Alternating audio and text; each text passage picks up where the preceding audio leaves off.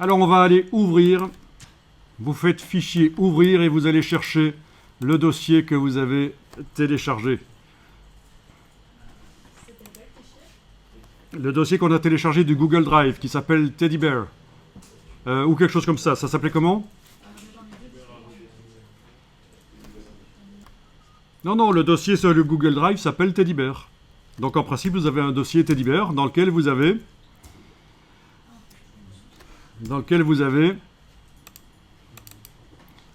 ceci. Vous avez un fichier Illustrator, un PNG et un weblog ici. Voilà. Donc, l'image vient du web. Vous avez le droit d'utiliser des images qui viennent du web si elles sont Creative Commons avec droit d'utilisation, voire même droit de modification. Donc c'est de l'open source, les Creative Commons. Ça vous dit quelque chose?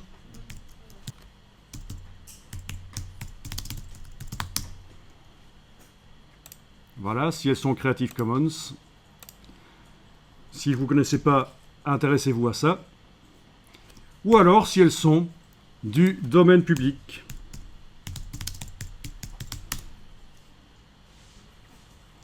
Le domaine public. Alors, pour répondre à ta question, je reviens en arrière. Oui, les Creative Commons, il y a des variantes de licence, bien sûr. Et voilà, ce dont tu me parles, c'est attribution. On peut utiliser l'image, mais il faut créditer, il faut citer l'auteur. C'est le bail. Voilà. Vous aurez un cours de droit d'auteur où ceci vous sera expliqué plus en détail, bien sûr, par un vrai pro. Vous pouvez utiliser l'image, mais seulement pour une licence, une utilisation non commerciale. Ça, c'est un autre type de licence Creative Commons, NC. Vous pouvez l'utiliser, mais pas la modifier. Voilà, ND. Vous devez la télécharger telle qu'elle, etc. Bon, voilà. Il y a plein de variantes, enfin plein, pas tellement, mais bon. Et alors, ce que je vous montre ici, c'est que pour trouver l'image, je suis passé par le moteur de recherche Bing, parce que dans Google, il est devenu plus difficile de télécharger des images en haute définition. Parce qu'ils ont eu un procès par une banque d'images, donc un site spécialisé dans la vente d'images pour la publicité, pour les créateurs. Un site qui s'appelle Getty Images, qui a fait un procès à Google, parce que Google, quand on fait une recherche d'images dans Google, il y avait un bouton qui s'appelait « Afficher l'image ». Et ce bouton permettait d'afficher l'image en haute définition.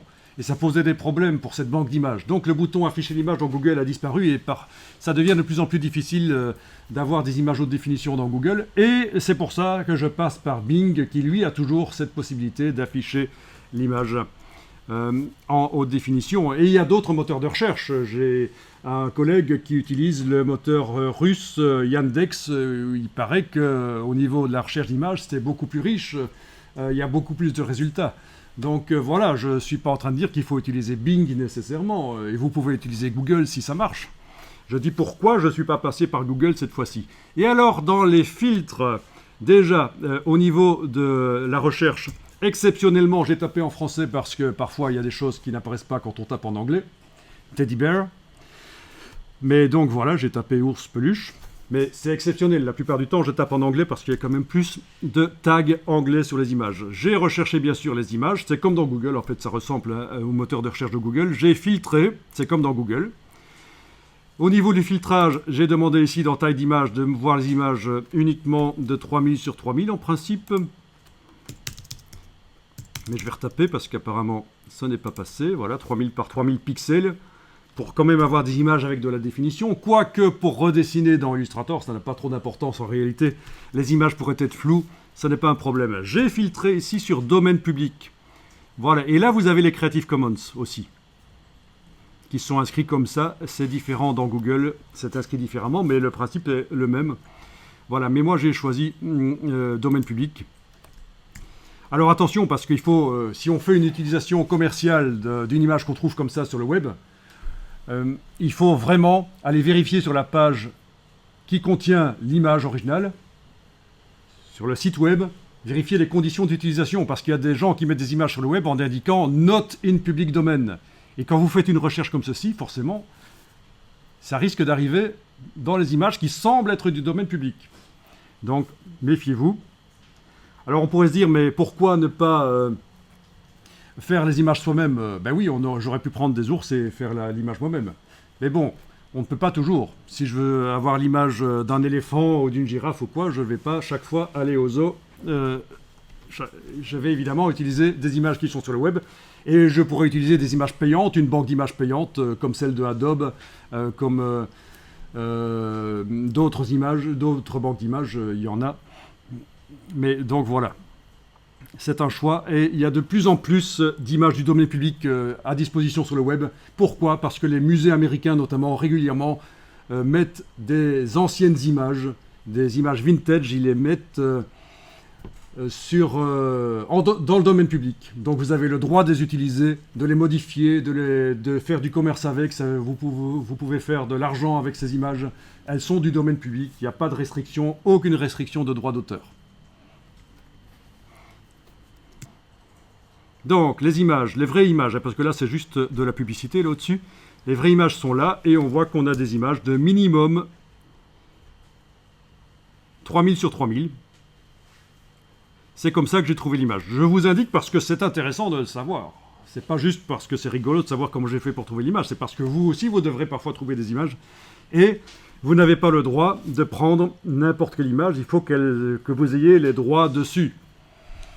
Parfois, dans les écoles, on dit qu'on peut utiliser n'importe quelle image. C'est pas grave, les droits d'auteur. Mais attention, il faut prendre les bonnes habitudes après pour les vrais travaux. Ça peut vous poser un problème pour votre portfolio. Si vous voulez diffuser votre portfolio à des entreprises après, s'il y a des images sur lesquelles il y a des droits d'auteur et vous n'avez pas le droit de diffuser, vous ne pouvez pas diffuser votre portfolio, c'est ennuyeux. Alors ceci, c'est ce qu'on appelle la résolution. Voilà déjà une erreur, donc une demi-erreur. En fait, c'est ce qu'on appelle la définition, parce que la résolution, c'est quelque chose qui n'intervient normalement que quand on imprime. Ça indique combien de pixels de l'image sont utilisés pour imprimer l'image sur une distance d'1 pouce. Mais dans le monde de la vidéo, d'une manière générale, on parle de résolution à la place de définition. Donc c'est pour ça que c'est une demi-erreur de dire que c'est la résolution. C'est plutôt, dans le monde de l'infographie, la définition de l'image, sa précision. Combien de mégapixels cette image? Vous connaissez les mégapixels? Les mégapixels, quand vous achetez un appareil photo, quand vous achetez un smartphone, on vous dit la caméra du smartphone est là. 16 mégapixels, 24 mégapixels, vous savez ce que c'est? Ben, ça vous indique le nombre de millions de pixels que l'appareil photo génère, que la caméra génère. Donc cette image ici, 4082 sur 3100, je vais prendre mon outil de capitaliste ici et faire un petit calcul. Combien de millions de pixels dans cette image? 4082 x 3100. 12 654 200 pixels, donc c'est une image 12 mégapixels. Voilà, déjà vous avez un peu, par rapport aux appareils photo, vous voyez un peu.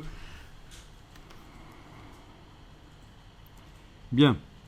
Alors, bien entendu, il n'y a pas que le nombre de pixels qui indique la qualité de capture d'un appareil photo ou d'une caméra de smartphone. Il y a aussi l'électronique derrière, la qualité de l'optique, il y a plein de choses qui entrent en jeu. Donc surtout, ne faites pas une religion du nombre de pixels. Des appareils photo qui capturent 12 mégapixels peuvent donner des meilleures images que certains appareils qui font 40 mégapixels. Parce que les optiques sont meilleures sur le 12 mégapixels, parce que l'électronique est meilleure, le traitement d'image. Donc, le prof de photo vous expliquera ça plus en détail. Voilà, alors, j'ai donc cherché des images, et le principe, c'est que une fois que vous avez cliqué sur une image, ici, je vais peut-être juste indiquer Wikipédia pour être certain de tomber sur des images wikipédiennes. Il n'y en a pas, forcément. Je vais faire avec autre chose. Voilà. OK. Je vous montre juste avec une autre image, là, parce que sinon, ça va être compliqué de trouver.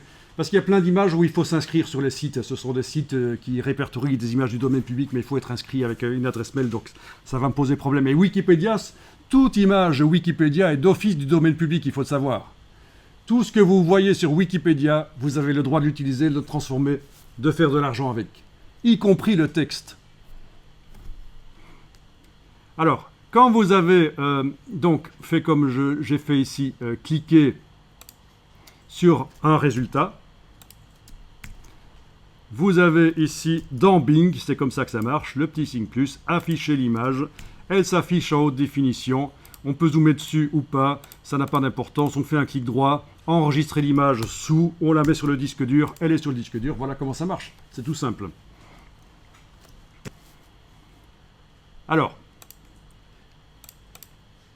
les photos que vous faites vous-même, est-ce que vous avez le droit de les utiliser? Ça dépend de leur contenu. Quel contenu peut poser problème? D'accord, une image de Mickey Mouse à Disneyland, en effet, l'image de Mickey Mouse est sous copyright, même si c'est toi qui prends la photo, tu n'as pas le droit de l'utiliser, en effet.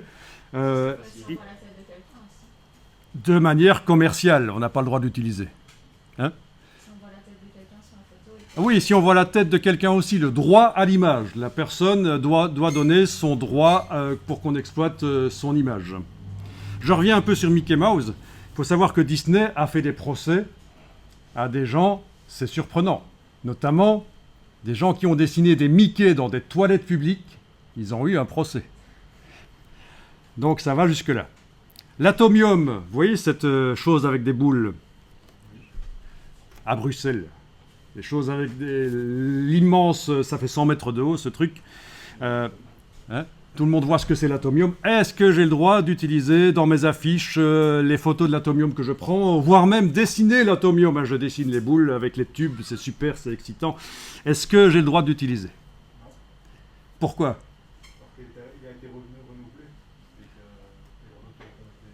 Oui, c'est géré par l'ASBL de l'atomium. Elle doit donner son autorisation pour toute utilisation de l'image de l'atomium, y compris des dessins.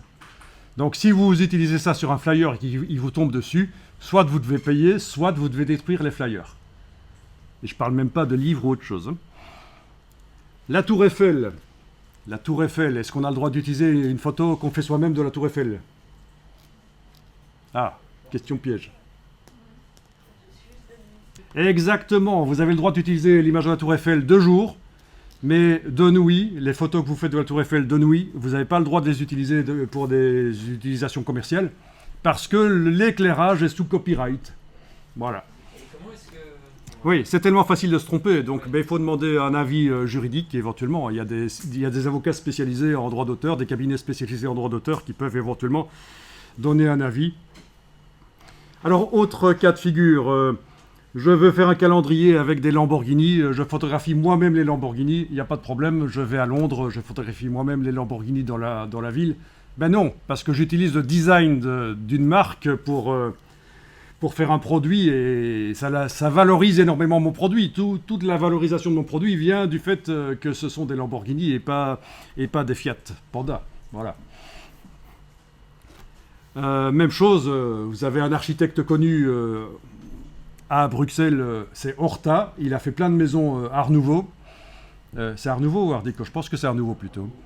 Oui. Et vous n'avez pas le droit de photographier ces maisons et de les utiliser de manière commerciale pour faire un calendrier, une publication, quoi.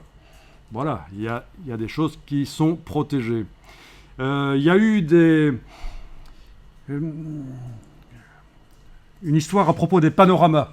Récemment, il y a quelques années, les gens qui faisaient dans les villes des panoramas interactifs, vous voyez, on met un appareil photo 360 degrés dans une ville, un bel endroit, et puis on a tout l'environnement qui est photographié, et bien ils ont dû flouter certaines parties de leurs photos à cause de justement certains bâtiments qui sont protégés au niveau des images, au niveau de l'architecture. Vous retrouverez ça très facilement sur le web.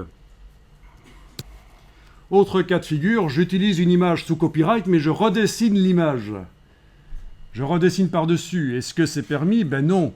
Si on peut, en superposant votre dessin à la photo, prouver que vous avez utilisé la photo, vous avez un problème de copyright. Si la photo est sous copyright. D'accord? Alors, les gens qui font de l'illustration de la bande dessinée, ce qu'ils font, c'est qu'ils prennent plein de sources plein de photos, même sous copyright, comme source d'inspiration, mais ils redessinent dans leur tête, ils refont un dessin en combinant toutes ces photos. Ils ont du talent, quoi. Et donc là, au niveau copyright, on ne peut pas les attaquer normalement. C'est pas du décalque de photos. Voilà.